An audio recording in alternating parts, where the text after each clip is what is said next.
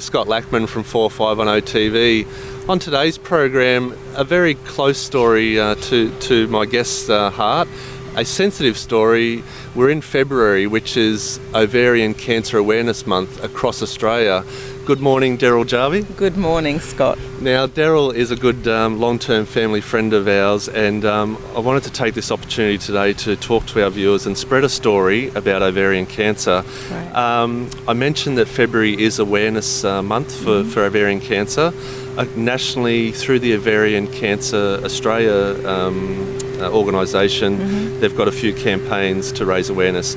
Let's talk about that first. Scott, it is, you're right, it's February is Ovarian Cancer Awareness Month, and you'll see lots of teal. I'm actually wearing teal today because it is, whereas breast cancer is pink, ovarian cancer is teal, and right across Australia through the month of February, people will be hosting lots of events, and one of the biggest events is people host what they call a high teal. Okay. So it's a high tea with an emphasis on teal, and they can be private events or public events. And there's cycling, and there's a campaign at the moment. There's a volleyball competition. One of the doctors runs that. So there's lots of different things throughout Australia, but the emphasis is on bringing awareness and fundraising for ovarian cancer research. Daryl, through this story, we'll share your personal story of survival, but what would you say to ladies out there that are maybe feeling a bit unwell? Are there particular symptoms that you should be looking for if you are concerned about having some problems? There definitely are, and I think the biggest message that I could give to women is know your body, that some of the symptoms that are indicative of ovarian cancer are quite silent. That's why they call ovarian cancer the silent killer, because often they can be attributed to other things. So that a lot of women, ovarian cancer is basically usually found in women over 50, not always, and there's a lot of women that have, there's a number of different ovarian cancer, types of ovarian cancer, but usually it's for women over the age of 50. And so a lot of women attribute the symptoms they might have to menopause or perimenopause. So it's important to really know your body and to understand the symptoms. And some of the major symptoms are abdominal pain or pelvic pain, abdominal bloating, frequency, like needing to go to the toilet a lot, bowel changes, and then more severely, you can have back pain or a feeling of fullness, not being able to eat. And fatigue, of course, but a lot of women would put those down to just life in general. Yeah, they sound like pretty common symptoms of maybe a tummy bug or maybe menopausal symptoms. Yeah. And as you say, know your body. If a lady is out there, don't hit the panic button straight away and think, oh my God, I've got ovarian cancer because I've got a bloated tummy. Obviously, it would be best to advise they go see their local GP and really investigate those symptoms a bit closer. Yes. To maybe see what is going on. Absolutely, and don't be complacent if your GP sort of fobs you off. A lot of women get diagnosed with irritable bowel or, as I said, menopausal symptoms or urinary infections, and actually it isn't that. So don't just rely on one diagnosis and go away. If your symptoms persist, make sure that you follow it up. Yeah. Excellent. Now, we mentioned at the start, there seems to be a great support from Ovarian Cancer Australia. I guess for more information about symptoms and the disease itself, there is a very thorough website, ovariancancer.net.au, so we'll have a link on the video for people to look at that. Daryl, what I wanted to get to this morning is let's skip to the Daryl Jarvie story. Okay. Where did your journey begin? Well, it started in 2012. Early in the year, I was having sort of a few sort of problems, like women problems, and I had been to a gynecologist, and I'd had a minor procedure, and everything was going great. I felt really good, and my husband and I went on this fabulous 2-month holiday to Europe, and I basically ate my way around Europe. So I actually did gain weight, and my stomach was sort of bloated, and I thought, wow, I'm middle-aged and now I've got the absolute middle-aged spread, and that's what I thought that the bloating was down to. Yeah. So we returned from Europe and I was quite fatigued. At the time I was working as a chaplain in a school, and I was going on school camps, and I was really fatigued. I wasn't really seeing the day through on school camp. I was feeling like I needed to rest, and I started to develop symptoms that I had frequency. I was having to go to the toilet a lot, and I had the bloating, and I had abdominal pain, and actually more so pelvic pain, and I went to see my GP, who just sort of really wasn't really that worried, and she just said, look, come back in a few months if it hasn't settled down. It's probably nothing.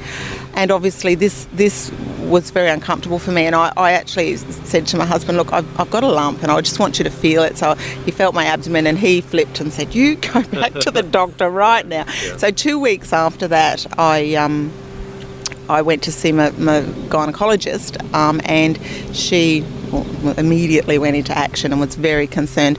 And basically I had a week of tests. So I saw my gynaecologist on the Thursday, and the following Wednesday I was diagnosed officially as having ovarian cancer. And on the Thursday, the next day, I was being operated on in the Mater. Yes. And the tumour was a kilo. It was a large tumour. Wow. But I was extremely blessed that it had attached to the bowel, but it hadn't penetrated it. So the tumour was contained. When they removed it, it did rupture. So they were very concerned that, one cell can sort of multiply again. So after the surgery, I then underwent chemotherapy, and sort of that was a journey in itself. Yeah.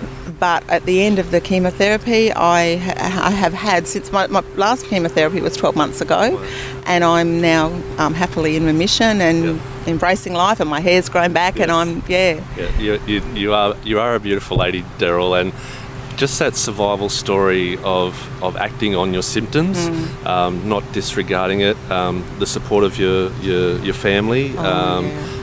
Tell us how they helped you through this journey. I may get emotional. My friends and family were phenomenal. We have lived in this region for nearly 30 years, and we have worked in the area. We have a business in the area, and we have been surrounded and embraced by wonderful people. Meals, phone calls, messages, just someone to talk to, just incredible support. And still to this day, in fact, on Monday, my husband came home with a beautiful bunch of flowers, and he said to me, one of our friends in the community thought she was thinking of me, and it was 12 months since I finished chemo, and she thought she'd just sent me some flowers. Wow. So there's some wonderful people in this area that have supported me just beautifully. And for you personally, you've gained a lot of strength through that support to now.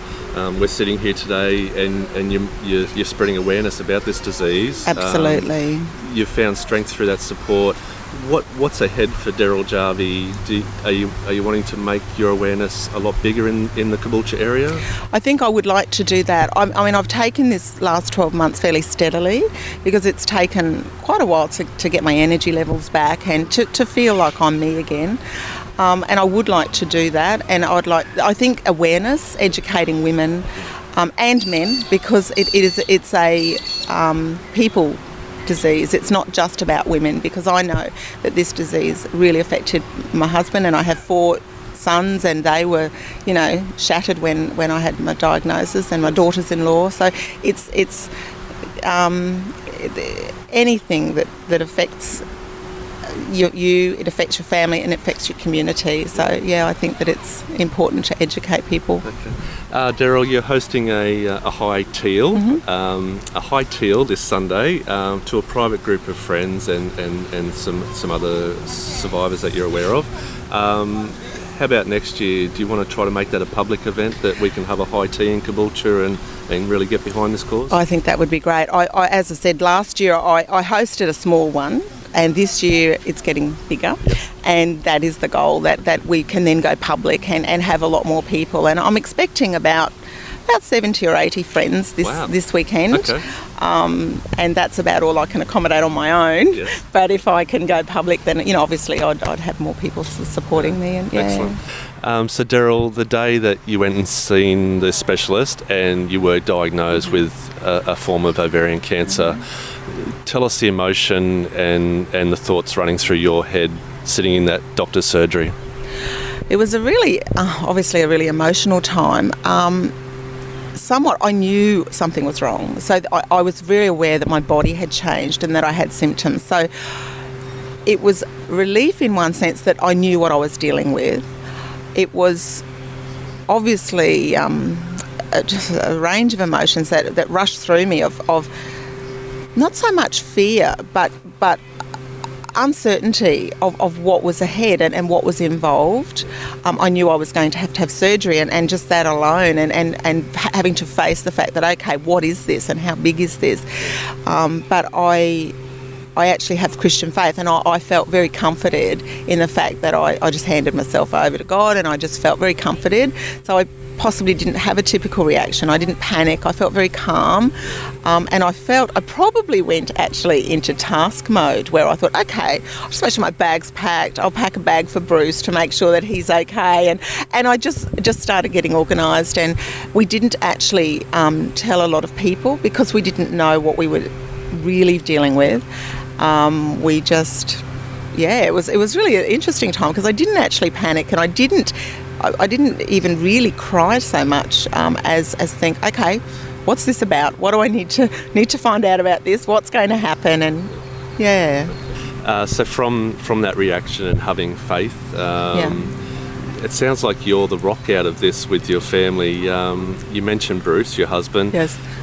How did he cope on those couple of initial days? Well, my poor darling Bruce fell apart. He was really emotional, and he cried, and he just felt that, he couldn't do anything to fix this situation, and he felt that, he was helpless and was very concerned about me. And dangerously, he actually went onto the internet and started researching, and he had me dead and buried, and he was really distressed. But we spent time talking about the situation and praying about it, and there was a couple of things that, he had a few favourite hymns, and I said, you need to listen to those words, and he went, oh yeah, okay, and so he was very distressed. It was very much, and our sons were too. It really did affect them as men. They felt a bit helpless about the whole situation. Daryl, we see a lot of awareness and a lot of campaigning about breast cancer. How do you feel about that when there's maybe a lack of awareness for ovarian cancer? I feel it's wonderful that breast cancer does receive so much attention because it needs to, and I support every bit of it, and the lighting of the Story Bridge, all that stuff is really important, and so I certainly don't complain about that. I think it's wonderful. I would just like to think that we were receiving the same sort of publicity and awareness about ovarian cancer, because most people wouldn't have a clue. I mean, I've been running around, when I'm in the shops, I try to wear teal as much as I can in February, and when I'm shopping, I say to everybody that serves me, I'm wearing teal today because, and if there's a shop assistant that's wearing teal, I say, great to see you in teal because, and I educate them, and most people wouldn't have a clue that February is ovarian cancer month, and most people don't know about it. And statistically, 43% of women who are diagnosed with ovarian cancer survive after a 5-year period. 89% of women who are diagnosed with breast cancer survive after a 5-year period. And that is due to the fact that the diagnosis usually comes too late, because most women don't know the symptoms, they don't know what to look for, so they're not getting diagnosed early. If you're diagnosed early, then your chance of survival is wonderful, which mine is. So, you've got some recent friends that have been diagnosed with breast cancer. I'm sure through your strength, you can pass on some support and some wisdom to them. Your hair does grow back after chemo treatment. You continue being a beautiful woman, but I'm probably just humbled today to have this interview with you and to share your story with our viewers, and hopefully the awareness of ovarian cancer does get out there for the balance of this month, February, and next year, 2015.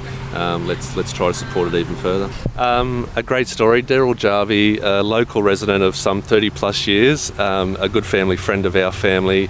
I guess I want to, I don't know if it's the right word, but congratulate you on your survival. Thank you. Congratulate you on your strength, determination to beat this disease, and to sit here as a survivor. I'm sure many others will enjoy the story and maybe gain their own strength from what you're doing. So, Daryl, thank you very much for being on 4510 TV. Thank you, Scott.